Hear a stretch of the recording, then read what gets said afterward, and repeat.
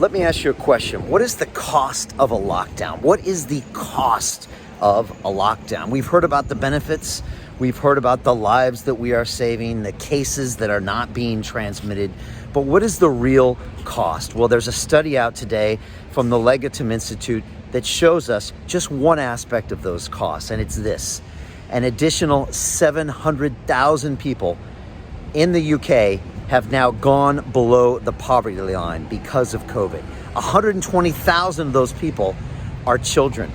Now 15 million people in the UK are below the poverty line. That's 22% of the population, but it gets worse in London, where 28% of our citizens, 2.5 million Londoners, are currently living below the poverty line, and a chunk of those people are there because of this lockdown effort and its disproportionate response to the virus. But it gets even worse. At certain boroughs in this city, for example, Tower Hamlets, 6 in 10 children are in poverty. 6 in 10 children. And yet, what did our current mayor of London do?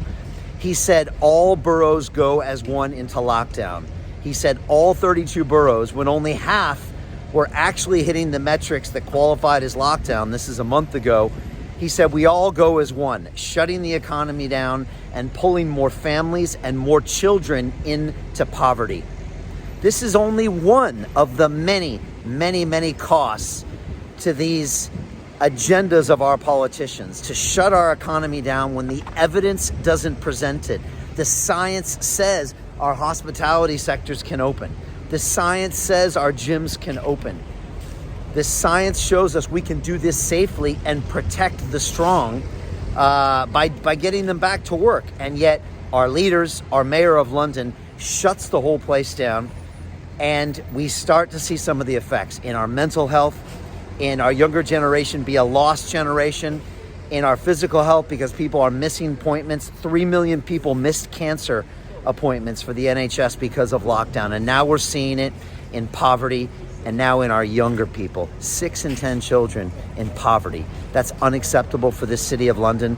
And if we continue these draconian lockdown measures, it's going to get worse and worse and worse. And again, you always have to weigh the cost versus the benefits. And some studies have shown that the cost-benefit ratio of this lockdown currently is 10 to 1. As in, we're going to pay 10x the amount of whatever we're saving now in terms of lives. We're going to pay 10 times that in terms of more lives lost, people in poverty, mental health, depression, businesses that can never come back, livelihoods that can never come back. This is the real damage to our country, and it's what our chancellor recently called deep scarring of the economy, which manifests itself in so many ways.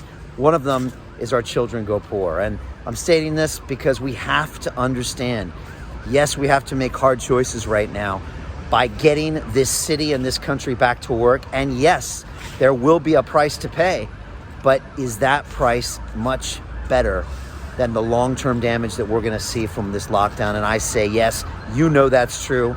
All of the guests I've had on London Real, from Harvard professors to Nobel Prize winners, have all said the same thing. The lockdown is the wrong thing, which is why my policy of get London back to work is resonating so well with the 9 million citizens here. And it's something we all know deep inside. It's the right thing to do. We know we can do it.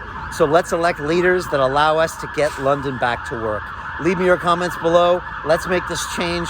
Let's get all these children out of poverty. This is unacceptable. You and I are responsible. Let's make the change. Thank you.